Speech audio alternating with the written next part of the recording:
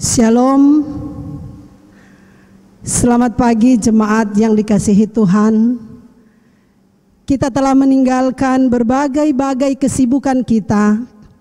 Kita datang di hadapan Tuhan, baik jemaat yang ada di gereja maupun jemaat yang ada di rumah masing-masing. Marilah kita arahkan hati dan pikiran kita untuk masuk ke dalam hadirat Allah melalui ibadah kita di minggu pagi hari ini.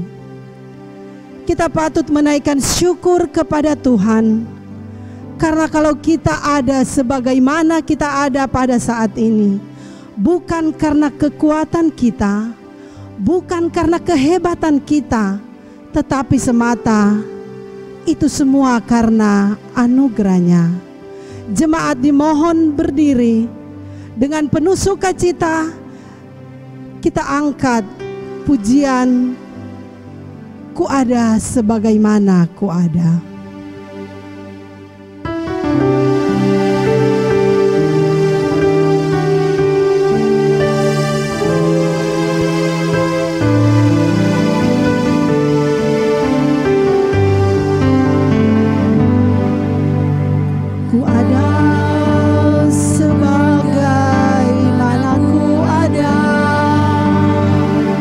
Berdiri menghadap tatamu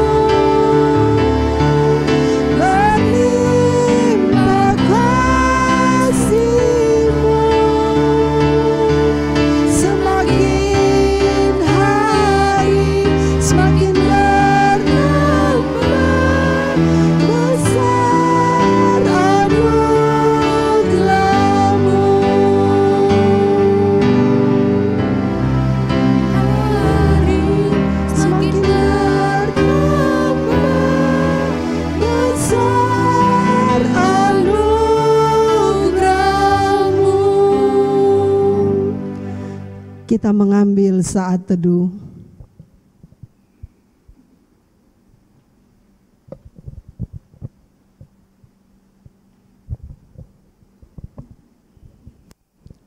Jemaat yang dikasihi Tuhan Yesus Kristus, mari sama-sama kita tabiskan ibadah kita di pagi hari ini dengan satu pengakuan bahwa pertolongan kita adalah di dalam nama Tuhan yang menciptakan langit dan bumi, yang memelihara kesetiaannya sampai selama-lamanya, dan yang tidak pernah meninggalkan perbuatan tangannya.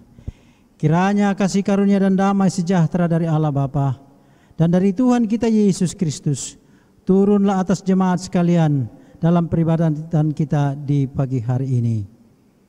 Amin.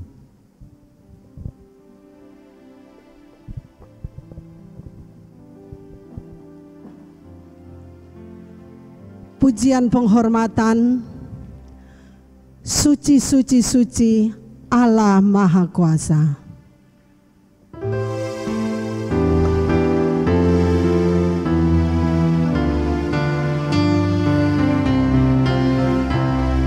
Suci, suci, suci, Allah Maha Kuasa. Kami dini hari memuji nama-Mu. Suci, suci, suci, Allah Maha Kasih. Allah Tritunggal patut dipuji. Suci, suci, suci, Allah yang dipuji. Di depan tatamu menerima katanya. Malaikat di sorga bersujud menyembah Allah yang ada selama-lamanya.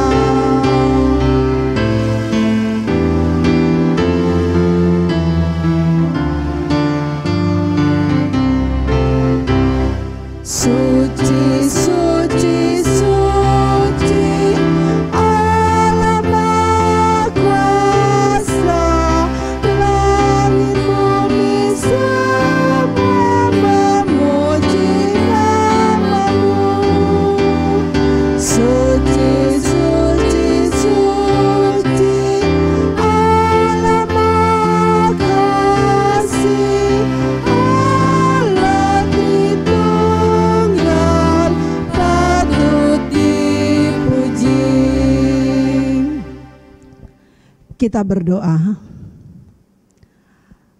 Bapa kami yang ada di surga, Bapa yang kami sembah di dalam nama anak-Mu Yesus Kristus, inilah kami. Kami adalah anak-anak-Mu, anggota jemaat-Mu. Kami datang ke hadirat-Mu yang kudus. Kami hendak mengagungkan kebesaran nama-Mu. Kami hendak bersyukur dan berterima kasih atas semua yang telah Engkau berikan kepada kami. Engkau selalu menuntun kami. Engkau selalu memelihara kehidupan kami sampai pada saat ini. Engkau selalu setia di tengah-tengah ketidaksetiaan kami. Engkau masih memberikan kesempatan untuk kami beribadah, memuji dan memuliakan akan nama-Mu.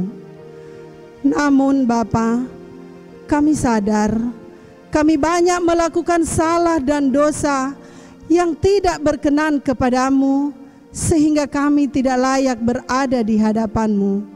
Oleh karena itu ya Bapa, dengan penuh kerendahan diri kami memohon, sayangilah kami, ampunilah kami, ampunilah segala dosa kami, baik itu dosa yang kami lakukan secara sengaja atau tidak sengaja, baik itu melalui pikiran kami, perbuatan kami, ataupun keadaan kami Tuhan. Kami lakukan yang tidak berkenan kepadamu, kami menyakiti hati-Mu.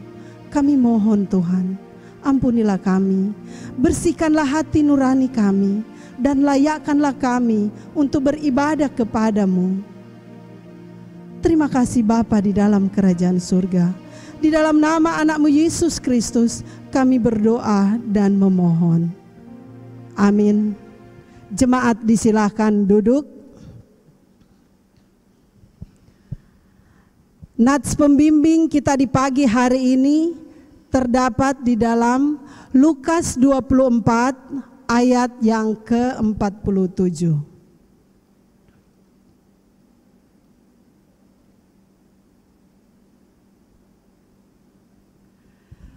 Lukas 24 ayat yang ke-47. Dan lagi dalam namanya berita tentang pertobatan dan pengampunan dosa harus disampaikan kepada segala bangsa mulai dari Yerusalem. Jemaat yang dikasihi Tuhan, pengorbanan Yesus harus kita syukuri.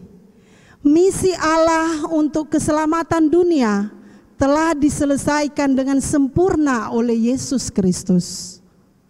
Apakah kita siap menjalankan amanat yang Tuhan berikan untuk menjadi saksinya di bumi ini? Kita melakukan pujian sungguh besar setiamu.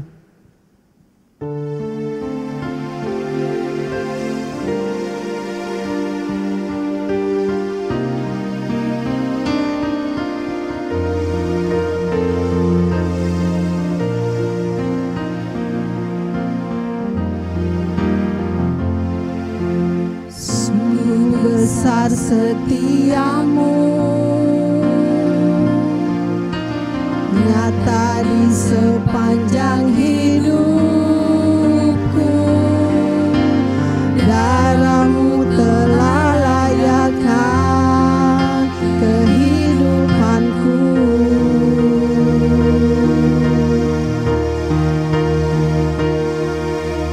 Tiada kata yang bisa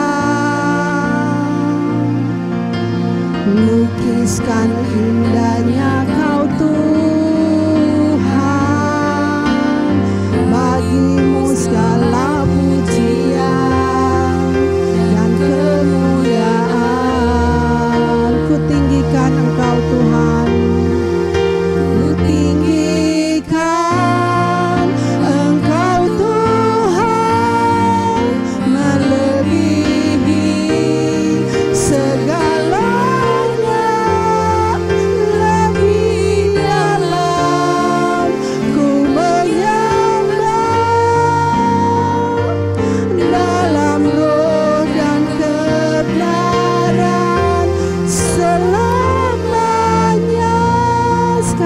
sungguh besar setiamu, sungguh besar setiamu, nyata di sepanjang hidupku. Darah-Mu telah layakkan kehidupanku.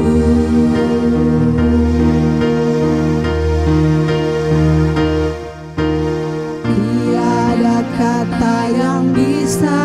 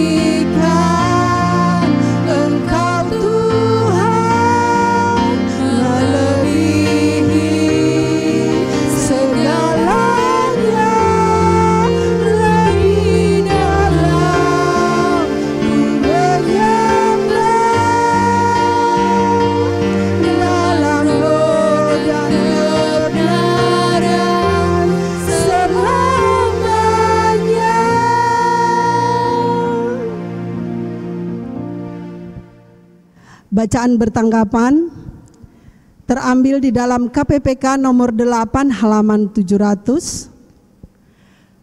Perintah baru dan amanat agung. Aku memberikan perintah baru kepada kamu, yaitu supaya kamu saling mengasihi sama seperti aku telah mengasihi kamu, demikian pula kamu harus saling mengasihi. Dengan demikian semua orang akan tahu bahwa kamu adalah murid-muridku, yaitu jikalau kamu saling mengasihi. Segala kepahitan, kegemaran, kemarahan, pertikaian, dan fitnah hendaklah dibuang dari antara kamu. Demikian pula segala kejahatan. Tetapi hendaklah kamu ramah seorang terhadap yang lain, penuh kasih mesra dan saling mengampuni, sebagaimana Allah di dalam Kristus telah mengampuni kamu. Anak-anakku, marilah kita mengasihi bukan dengan perkataan atau dengan lidah, tetapi dengan perbuatan dan dalam kebenaran. Saudara-saudaraku yang kekasih, marilah kita saling mengasihi, sebab kasih itu berasal dari Allah, dan setiap orang yang mengasihi lahir dari Allah dan mengenal Allah. Dan akhirnya, hendaklah kamu semua seia sekata, seperasaan, mengasihi saudara-saudara, penyayang dan rendah hati. Tetapi yang terutama, kasihilah sungguh-sungguh seorang akan yang lain, sebab kasih menutupi banyak sekali dosa.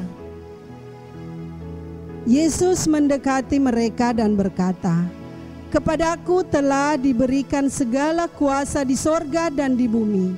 Karena itu, pergilah, jadikanlah semua bangsa muridku, dan baptislah mereka dalam nama Bapa dan Anak dan Roh Kudus.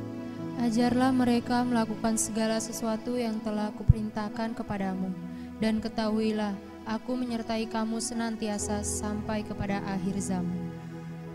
Maka kata Yesus sekali lagi, "Damai sejahtera bagi kamu, sama seperti Bapa mengutus aku, demikian juga sekarang aku mengutus kamu." Tetapi kamu akan menerima kuasa kalau Roh Kudus turun ke atas kamu, dan kamu akan menjadi saksiku di Yerusalem dan di seluruh Yudea dan Samaria dan sampai ke ujung bumi. Dengarlah Tuhan Yesus berkata, "Kasihilah Tuhan Allahmu dengan segenap hatimu, dan dengan segenap jiwamu, dan dengan segenap akal budimu." Itulah hukum yang terutama dan yang pertama. Dan hukum yang kedua yang sama dengan itu ialah, kasihilah sesamamu manusia seperti dirimu sendiri. Pada kedua hukum inilah tergantung seluruh hukum Taurat dan kitab para nabi. Karena begitu besar kasih Allah akan dunia ini, sehingga Ia telah mengaruniakan anaknya yang tunggal, supaya setiap orang yang percaya kepadanya tidak binasa, melainkan beroleh hidup yang kekal.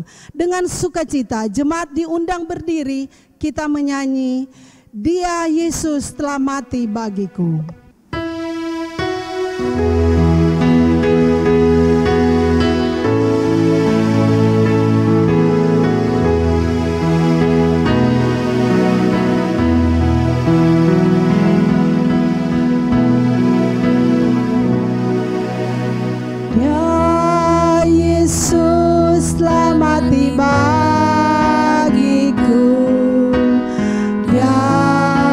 Tuhan selamatkan jiwaku.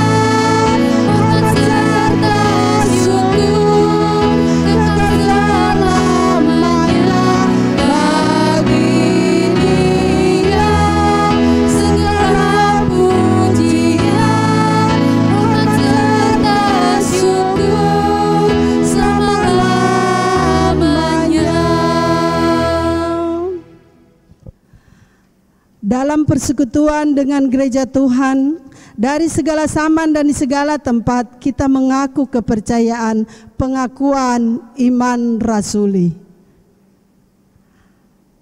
Aku percaya kepada Allah, Bapa yang Maha Kuasa, Khalik langit dan bumi, dan kepada Yesus Kristus, anaknya yang tunggal Tuhan kita, yang dikandung dari Roh Kudus, lahir dari anak darah Maria, yang menderita sengsara di bawah pemerintahan Pontius Pilatus, disalibkan, mati dan dikuburkan, turun ke dalam kerajaan maut. Pada hari yang ketiga, bangkit pula dari antara orang mati, naik ke sorga, duduk di sebelah kanan Allah, Bapa yang Maha Kuasa, dan dari sana ia akan datang untuk menghakimi orang yang hidup dan yang mati. Aku percaya kepada Roh Kudus, gereja yang kudus dan am, persekutuan orang kudus, pengampunan dosa, kebangkitan tubuh, dan hidup yang kekal. Jemaat disilahkan duduk.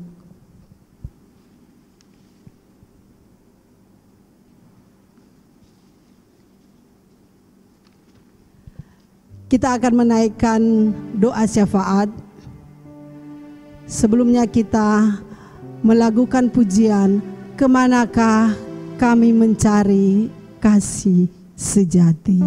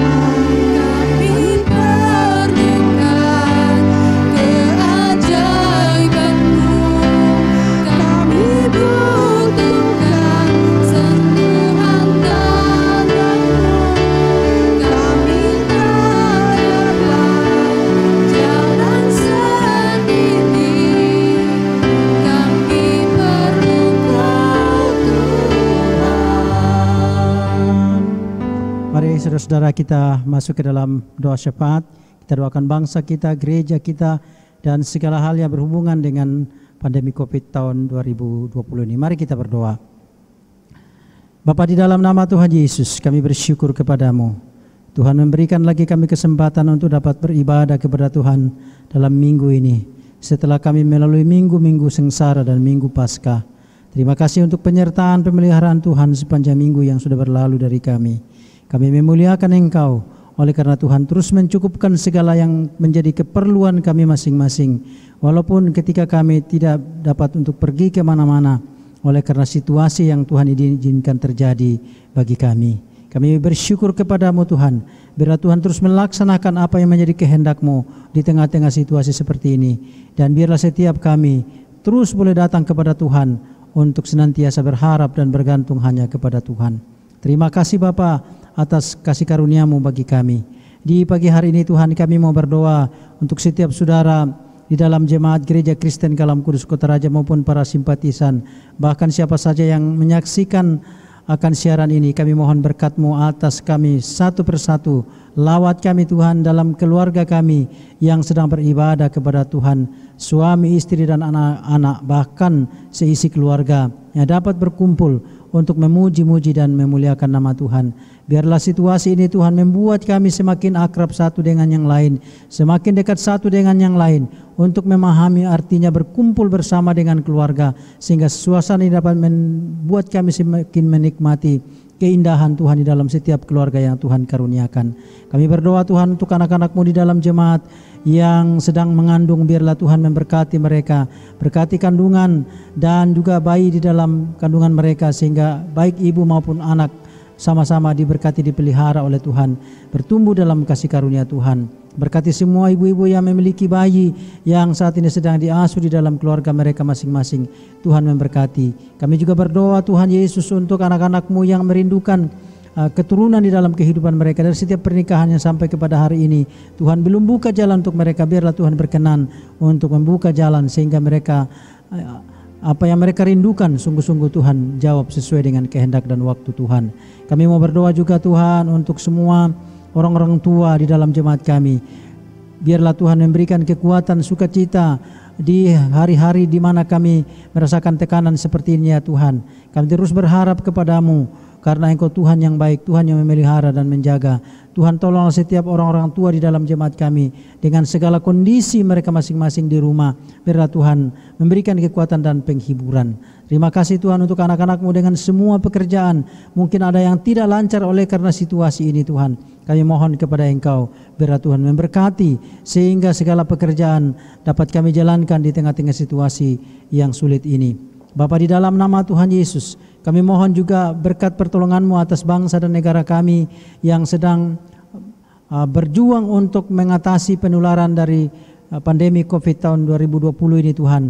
Supaya Tuhan memberikan hikmat bijaksana kepada pemerintah kami itu, baik presiden dan wakilnya, para menteri, para gubernur, bupati, wali kota sampai kepada pedesaan, dan bahkan untuk seluruh warga masyarakat di tengah-tengah negara dan bangsa ini, untuk sama-sama berpartisipasi sehingga kami menjadi alat untuk memutus rantai penularan dari COVID ini Tuhan. Berkati semua tenaga medis dan semua relawan yang berjuang untuk merawat mereka-mereka yang sedang sakit ya Tuhan, sehingga mereka juga mendapatkan perlindungan dari Tuhan. Mereka tidak tertular oleh COVID ini Tuhan ketika mereka merawat orang-orang sakit. Kami mohon kekuatan atas semua yang sedang dirawat. Biar Tuhan memberi kesembuhan kepada mereka sehingga pada saatnya mereka sembuh dan dapat pulang dalam damai sejahtera Tuhan. Kami juga berdoa untuk situasi ekonomi yang diakibatkan oleh COVID ini Tuhan, sehingga banyak perusahaan-perusahaan yang untuk sementara tidak bisa berproduksi, banyak karyawan yang dirumahkan. Berkatilah pemerintah kami Tuhan untuk dapat memikirkan ini sehingga semua dana-dana yang sudah direncanakan untuk dibagikan kepada masyarakat betul-betul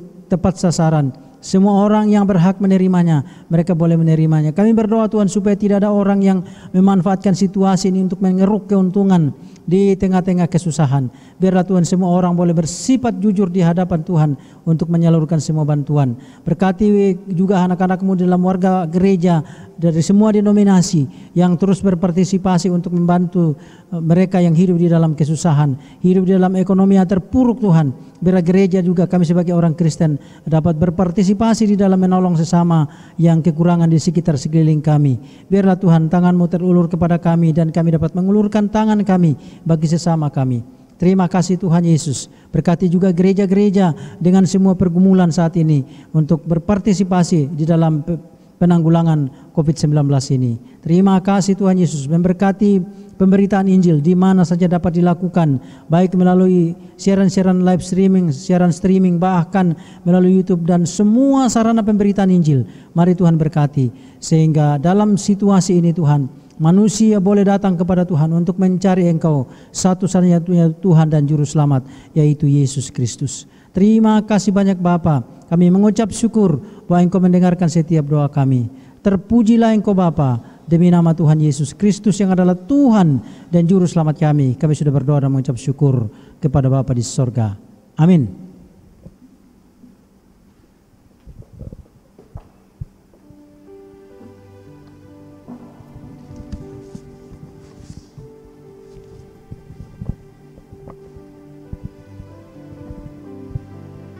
Pemberitaan firman Tuhan oleh Evangelis Louis Prasetyo dengan tema melanjutkan visi Tuhan Yesus. Kita siapkan hati kita dengan mengangkat satu pujian, Aku datang dan ku bersujud di hadapan-Mu. Di hadapan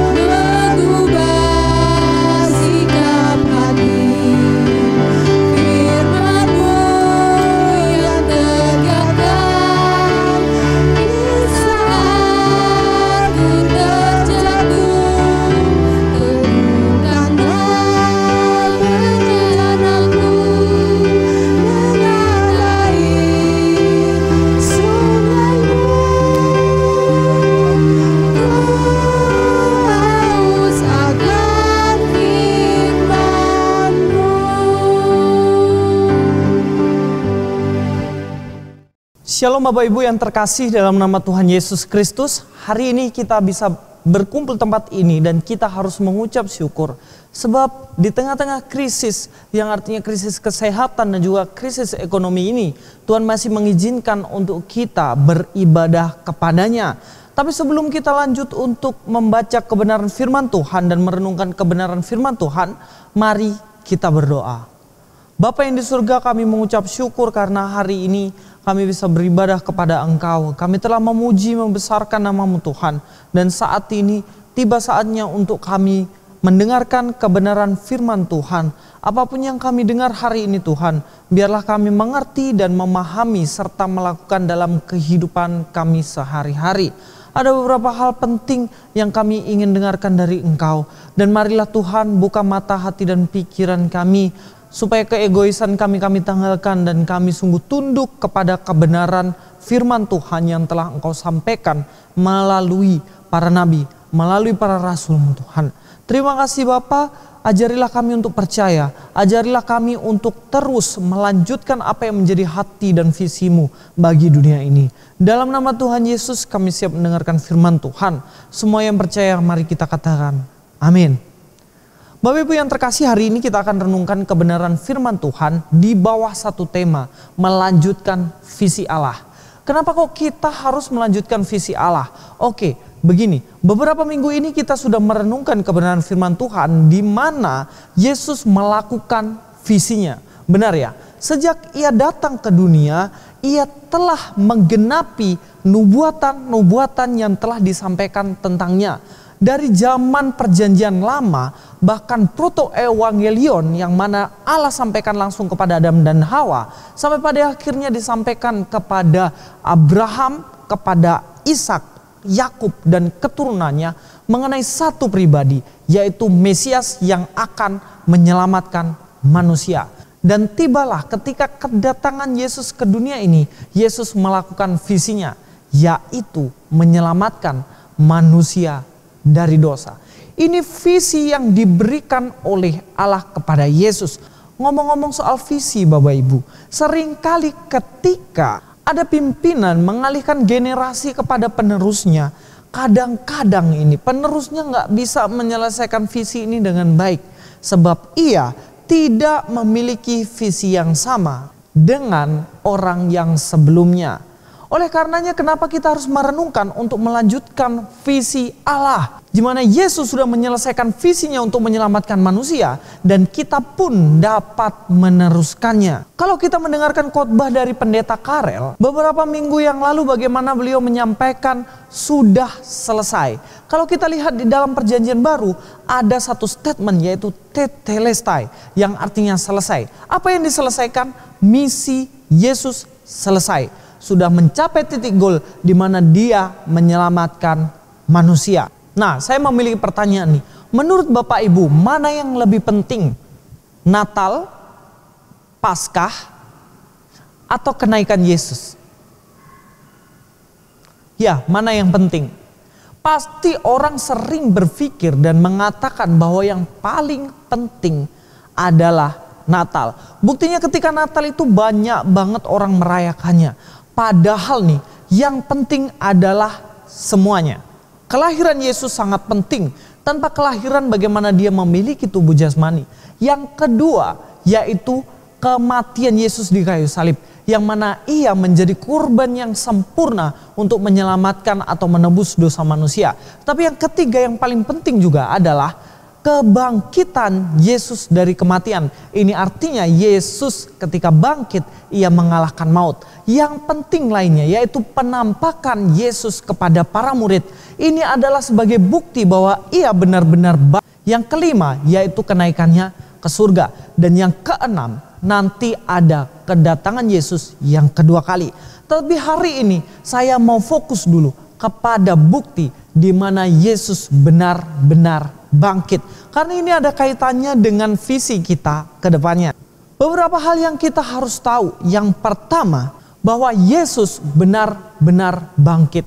Sebab gini, kalau Yesus tidak bangkit, maka iman kita adalah sia-sia. Dan kita menjadi Kristen itu percuma, tidak ada gunanya. Kita akan buka kitab kita akan lihat di dalam Kejadian 3 ayat yang ke-15 dikatakan, Aku akan mengadakan permusuhan antara engkau dan perempuan ini, antara keturunanmu dan keturunannya. Keturunannya akan meremukkan kepalamu dan engkau akan meremukkan tumitnya.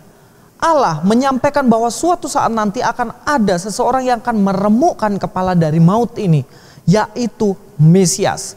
Nah, ketika Yesus benar-benar tidak bangkit, seandainya Yesus tidak bangkit, maka percuma, sebab Yesus tidak menggenapi nubuatan Allah yang disampaikan kepada Adam dan Hawa. Bahkan di dalam 1 Korintus pasal 15 ayat 13 sampai 14 dikatakan, kalau tidak ada kebangkitan orang mati, maka Kristus juga tidak dibangkitkan. Artinya gini loh, kalau memang tidak ada kebangkitan orang mati di dunia ini, maka Yesus yang bangkit itu juga omong kosong, tipu-tipu, tidak terjadi. Tetapi kita harus tahu bahwa Yesus benar-benar bangkit dan memang ada kebangkitan orang mati. Tetapi andai kata Kristus tidak bangkitkan, maka sia-sialah pemberitaan kami dan sia-sialah juga kepercayaan kamu. Yang artinya di sini Paulus ingin mengatakan bahwa Yesus benar-benar bangkit. Karena kalau nggak bangkit ya kita sia-sia jadi Kristen. Kita sia-sia percaya kepada Yesus. Begitu loh. Karena kita saat ini memiliki iman yang teguh, maka dasar iman Kristen adalah kebangkitan Yesus yang mana ia menang atas maut. Kita ingat upah dosa adalah maut. Dan kalau kita menang atas maut, maka kita sudah terlepas dari upah dosa itu.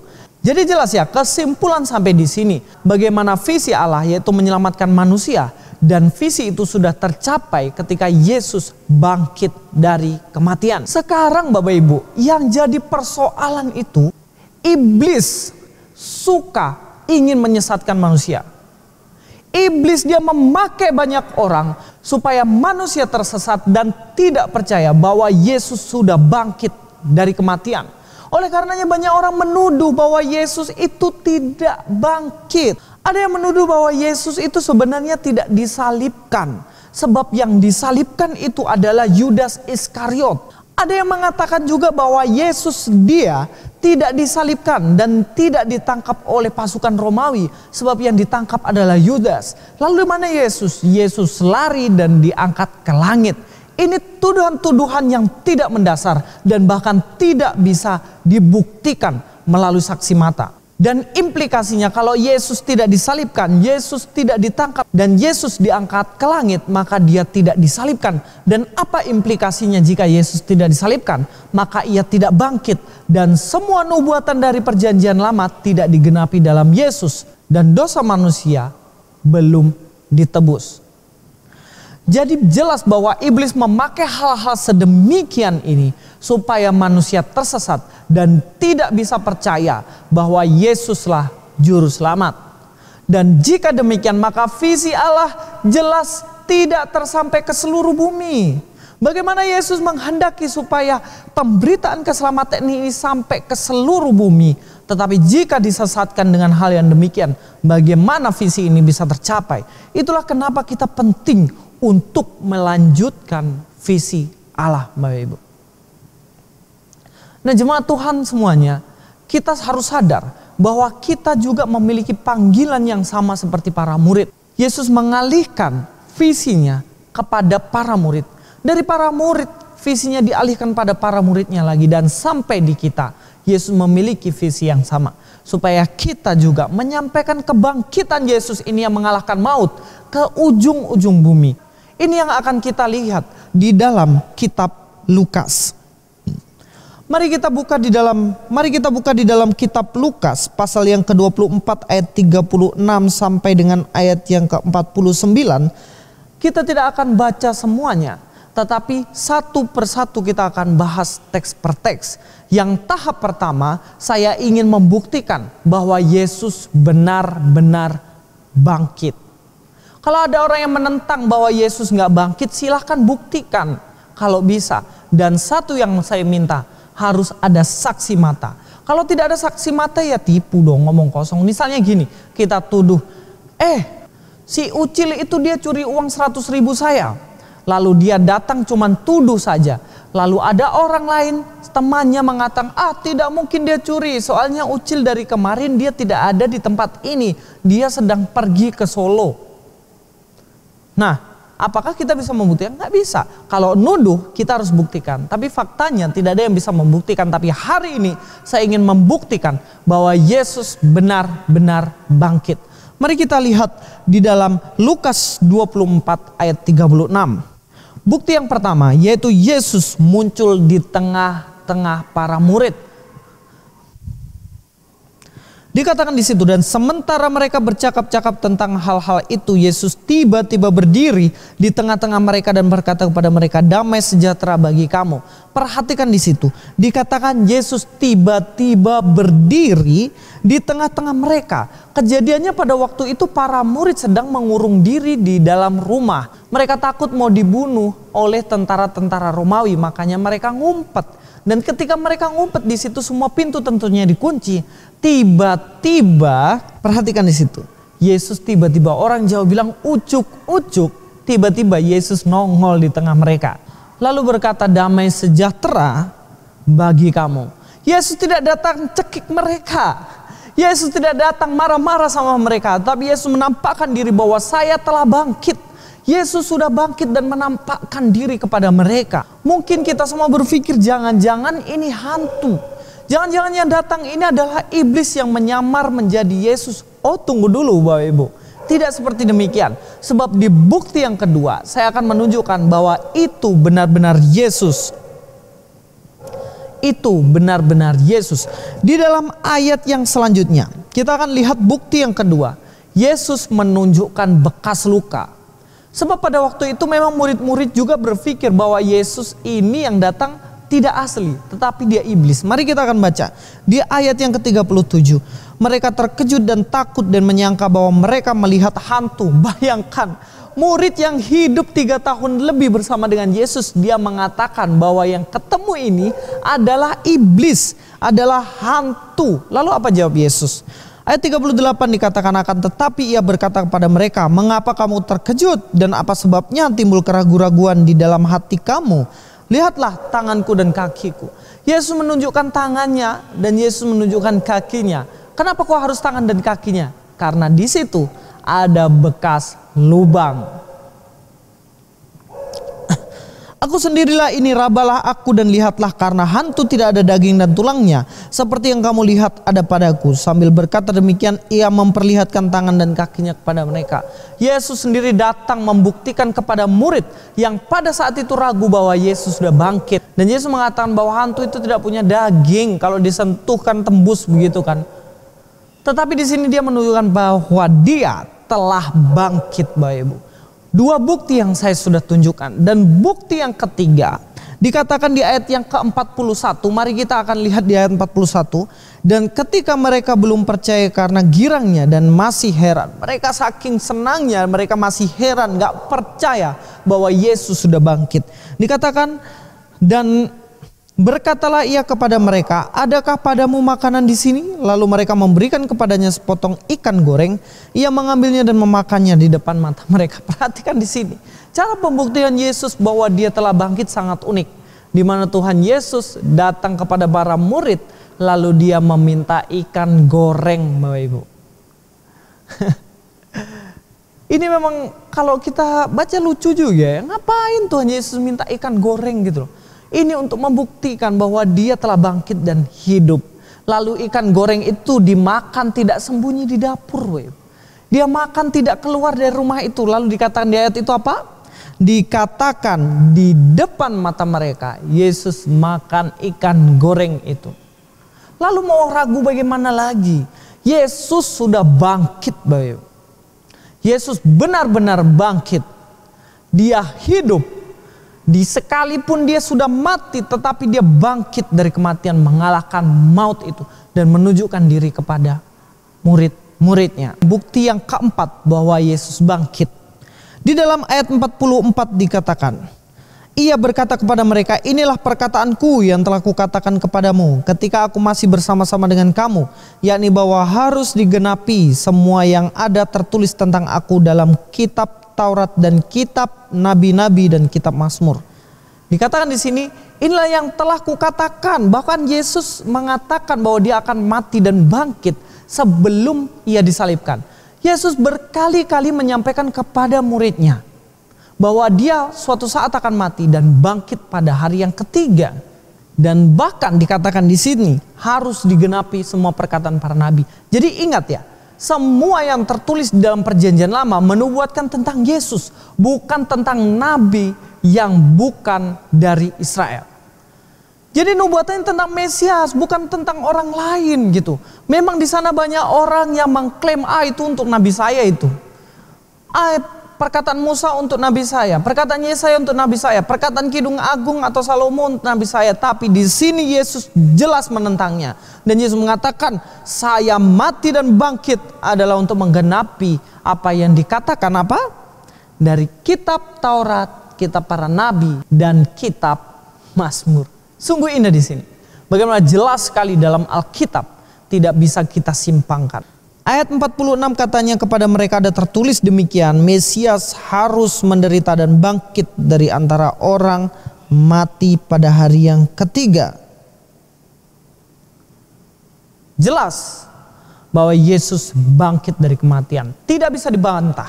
Pertama, dia menampakkan diri kepada murid. Kedua, murid adalah menjadi saksi mata kebangkitan Yesus. Yang ketiga, tidak bisa lagi orang mengklaim Yesus tidak bangkit. Bukti yang kelima bahwa Yesus bangkit adalah karena para murid adalah saksi matanya. Mari kita baca dalam ayat 48. Dikatakan kamu adalah saksi dari semuanya ini. Para murid yang dipilih Yesus, mereka menyaksikan mulai dari Yesus ditangkap, Yesus disiksa, Yesus disalib, sampai Yesus bangkit dan kemudian nanti dia akan naik ke surga. Mereka menjadi saksi mata. Injil ditulis ketika mereka masih hidup. Maria masih hidup, para murid yang lain masih hidup, Injil ditulis. Dan tidak bisa dibantah lagi. Makanya saya heran, saat ini banyak orang yang sok tahu Alkitab, sok lebih tahu dari orang-orang pada zamannya, mengatakan bahwa Yesus tidak mati. Mereka mengatakan bahwa itu Injil palsu. Makanya saya heran sekali, padahal para murid pada waktu itu yang menulis, mereka adalah saksi mata. Saya simpel aja sama orang yang kayak gini Bapak Ibu. Saya mau tanya begini, emangnya kamu menyaksikan kejadian waktu itu? Dan silahkan buktikan bahwa apa yang Anda katakan palsu, buktinya mana? Bagian mana yang dipalsukan? Dan yang selanjutnya adalah siapa saksi matanya? Dan saya yakin 1000% mereka tidak bisa menjawabnya. Sebab yang ada dalam pikiran mereka hanya klaim, menuduh itu palsu. Yesus tidak bangkit tapi tidak bisa membuktikan. Inilah 5 bukti yang saya bisa sampaikan mengenai kebangkitan Yesus dan tidak bisa dibantah. Jadi jelas ya, visi Allah selesai. Allah yang mati dan dia bangkit pada hari yang ketiga. Ini membuktikan bahwa apa yang sudah direncanakan Allah sejak dunia belum dijadikan sudah tergenapi. Manusia yang percaya kepada Yesus pasti diselamatkan. Yohanes 3 ayat 16. Orang yang tidak percaya kepada Yesus binasa. Makanya beberapa kali saya dengan istri sharing-sharing bagaimana banyak sekali orang di kampungnya sudah meninggalkan Yesus. Dan ini menunjukkan bagaimana dia berpikir, kasihan ya mereka ya. Hanya demi jodoh, hanya demi kekayaan, hanya demi pekerjaan dan jabatan. Mereka pada akhirnya meninggalkan Yesus. Apakah mereka tidak tahu bahwa ujung dari itu adalah binasa? Kita bersyukur bahwa ketika kita percaya Yesus, upah kita bukan lagi binasa, tetapi keselamatan. Nah, kita sudah sampai di sini, maka kita harus tahu di ayat selanjutnya kita akan tahu bahwa misi Allah atau visi Allah sudah dialihkan dari dirinya yaitu Yesus, dialihkan kepada para murid. Mari kita akan lihat di situ. Di dalam ayat 47 dikatakan di situ dalam ayat 47 dan lagi. Dalam namanya berita tentang pertobatan dan pengampunan dosa harus disampaikan kepada segala bangsa mulai dari Yerusalem. Perhatikan di sini, bagaimana pertobatan dan pengampunan harus sampai ke ujung bumi di bagian lain. Jadi Injil yang harus kita sampaikan ketika kita melanjutkan visi Allah, yang kita harus sampaikan yaitu pertobatan dan pengampunan dosa, Bapak Ibu. Saya sangat heran saat ini bagaimana banyak pendeta yang disampaikan Injilnya sudah bukan lagi tentang pertobatan, sudah bukan lagi tentang pengampunan dosa, tetapi hanya berkenaan dengan berkat, berkenaan dengan mujizat, berkenaan dengan kekayaan hedonisme. Dan ini sudah melenceng dari kebenaran firman Tuhan. Yang kita beritakan bukan nama kita, tetapi yang kita beritakan adalah nama Yesus, Sang Juru Selamat itu, Bapak Ibu. Inilah Injil. Maka saya suka heran kalau kita yang namanya pengabaran Injil. Kalau kita tahu Injil, Bapak Ibu, Injil berasal dari bahasa Yunani evangelion, ataupun kabar gembira, kabar baik. Kenapa kok dibilang kabar baik? Iya gini, manusia sudah diperbudak dosa sepanjang hidupnya. Tetapi kabar baiknya adalah Yesus mau menyelamatkan kita. Ketika kita percaya Yesus, maka dosa-dosa kita akan dihapuskan. Dan ini adalah berita keselamatan yang harus kita beritakan. Bukan melulu ketika kita percaya Yesus kita akan mendapatkan mobil dan rumah. Bukan ketika percaya Yesus kita akan sembuh dari penyakit. Bukan ketika kita percaya Yesus maka kita lancar jodoh. Enggak, Bapak Ibu. Percaya Yesus lebih daripada itu. Kita dijamin keselamatan kita. Kita pasti akan masuk surga. Karena Yesus sudah menebus setiap dosa kita. Inilah yang harus kita sampaikan ke ujung-ujung bumi. Supaya orang mendengar bahwa ternyata di dalam nama Yesus ada keselamatan. Ada kehidupan setelah kematian. Bukannya saya menentang berkat dalam Yesus. Tidak, Abraham diberkati, Bapak Ibu. Ishak kaya, Yakub kaya. Tapi bukan itu poin kita ikut Yesus. Poin kita ketika ikut Yesus, yaitu kita percaya sungguh-sungguh pada Yesus yang adalah juru selamat. Seringkali kita takut ya Bapak Ibu. Saya takut Pak Luis. Saya mau menginjili, saya mau memberitakan kebenaran firman Tuhan. Takutnya orangnya menolak. Takutnya orangnya tidak percaya kepada Tuhan Yesus. Takutnya apa yang saya sampaikan sia-sia. Seringkali kita berpikir seperti itu Bapak Ibu. Dulu ketika awal mula saya membangun channel saya memberitakan kebenaran Injil di dalam channel itu. Saya berpikir ada gak ya orang yang mau dengar? Ada gak ya orang yang mau mendengarkan apa yang saya sampaikan bahwa Yesus juru selamat? Saya seringkali berpikir seperti itu. Channel itu saya bangun begitu berat. Mulai dari viewersnya puluhan, bahkan sampai puluhan. Waktu itu cuma 1 orang, 2 orang yang nonton. Itu pun saya yang nonton ulang-ulang. Nanti istri saya yang sekarang ini, dulu masih pacar saya, juga dia nonton. Dia aja nih, mungkin cuma 2-3 orang begitu. Nanti bapak saya, ibu saya, adik-adik saya yang nonton. Tapi saya terus memberitakan kebenaran firman Tuhan melalui channel saya YouTube. Lalu mulailah nanti ada teman saya yang nonton. Tapi semakin hari semakin banyak dan puji Tuhan sampai sekarang banyak orang yang membenci konten itu. Tetapi saya percaya bahwa banyak orang juga yang diberkati melalui konten itu. Apakah saya tidak diancam? Apakah saya tidak ditakut-takuti? Banyak sekali Bapak Ibu. Apakah saya tidak takut? Saya takut Bapak Ibu. Tetapi saya percaya bahwa Allah beserta dengan saya. Itulah janji Yesus sebelum ia naik ke surga. Ia mengatakan bahwa visinya harus tetap lanjut ke ujung-ujung bumi. Tetapi dia menjanjikan bahwa ada Roh Kudus yang akan menyertai kita semuanya.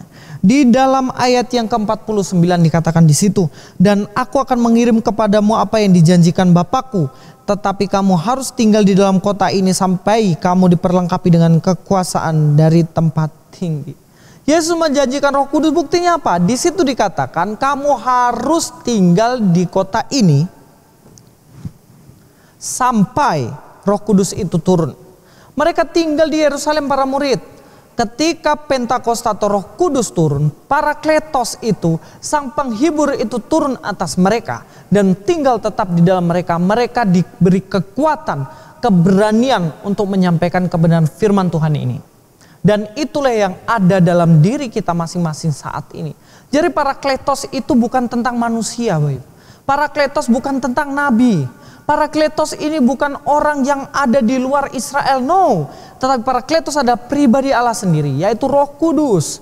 Roh Kudus ada dalam diri kita masing-masing dan kita harus berani untuk menyampaikan kebenaran firman ini ke ujung-ujung bumi. Inilah pesan Tuhan sebelum ia naik ke surga. Dan ini adalah hal yang harus kita lakukan semuanya. Bapak Ibu, tugas penginjilan bukan hanya tugas dari pendeta. Mentang-mentang ini pendeta, dia kuliah teologi, lalu dia merasa dirinya lah yang memiliki tugas untuk memberitakan Injil. jadi haknya pendeta saja atau kewajiban pendeta untuk menginjil. Tidak Bapak Ibu. Kita semuanya yang adalah murid Yesus memiliki tanggung jawab yang sama. Kita harus memberitakan kebenaran Tuhan ini. Bahwa penyelamatan, penebusan dosa, pertobatan hanya ada di dalam Yesus Kristus. Mungkin selama ini kita takut memberitakan kebenaran firman Tuhan.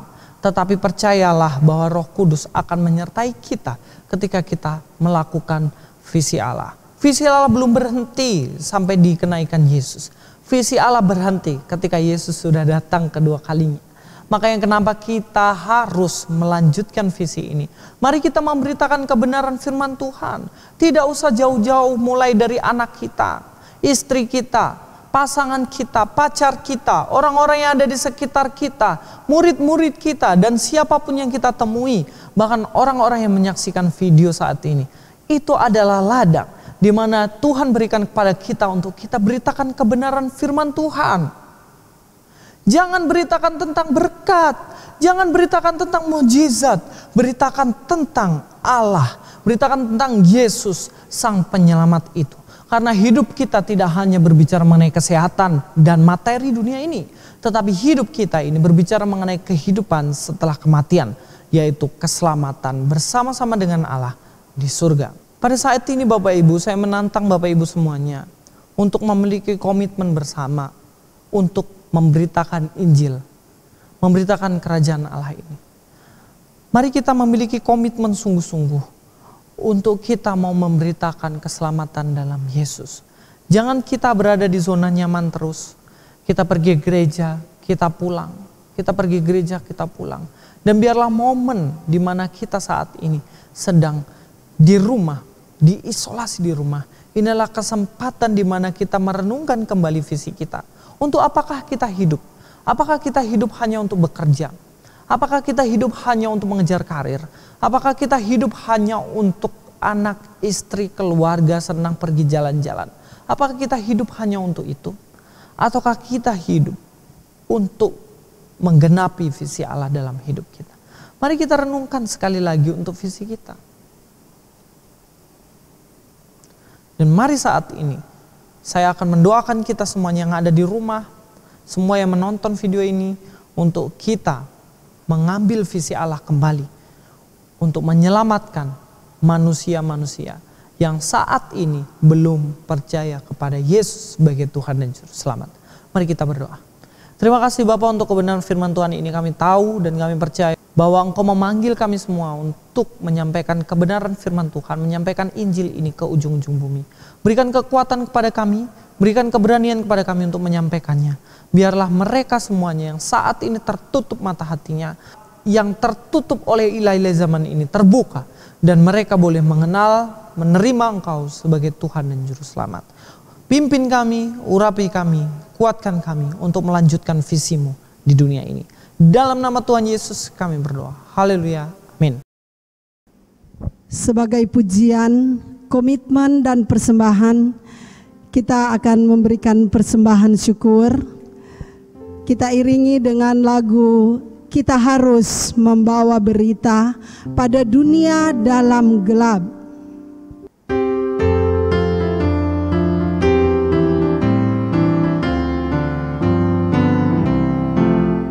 Kita harus membawa berita pada dunia dalam gelap, tentang kebenaran dan kasih dan damai yang menetap, dan damai yang menetap. Karena gelap jadi remang pagi, dan remang jadi siang terang. Kuasa Kristus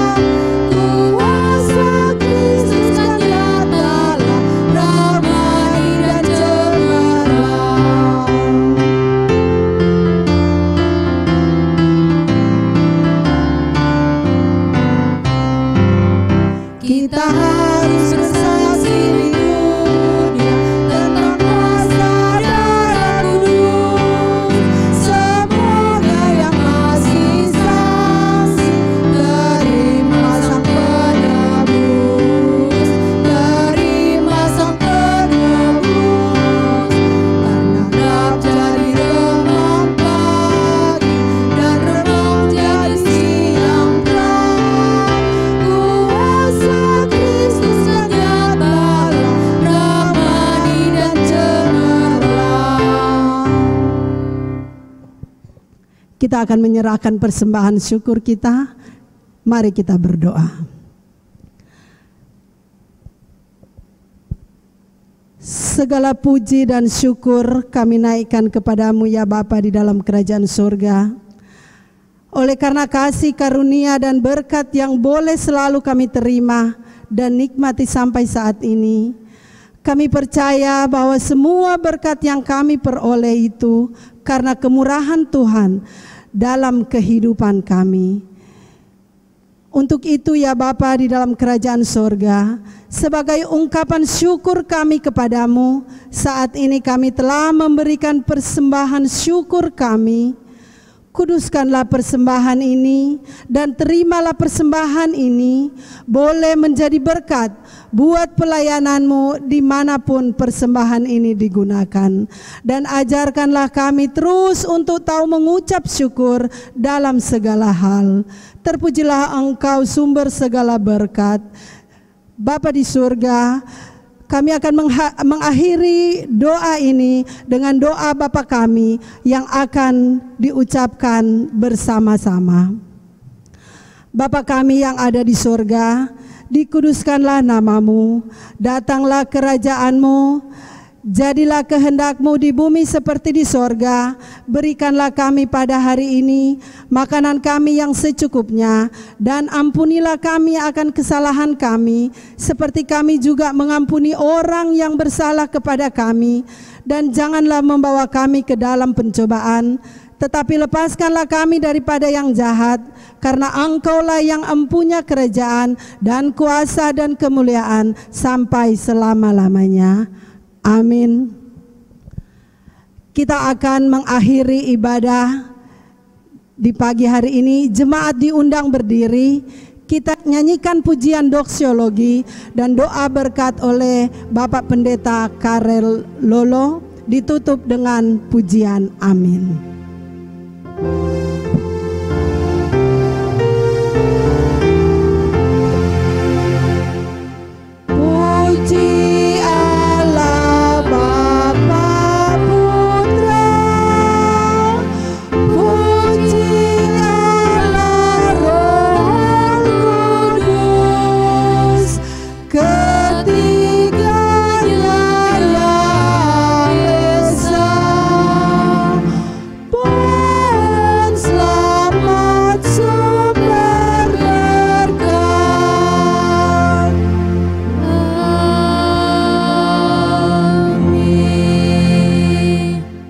Jemaat yang dikasihi Tuhan Yesus Kristus, mari kita sama-sama mengarahkan hati kepada Tuhan.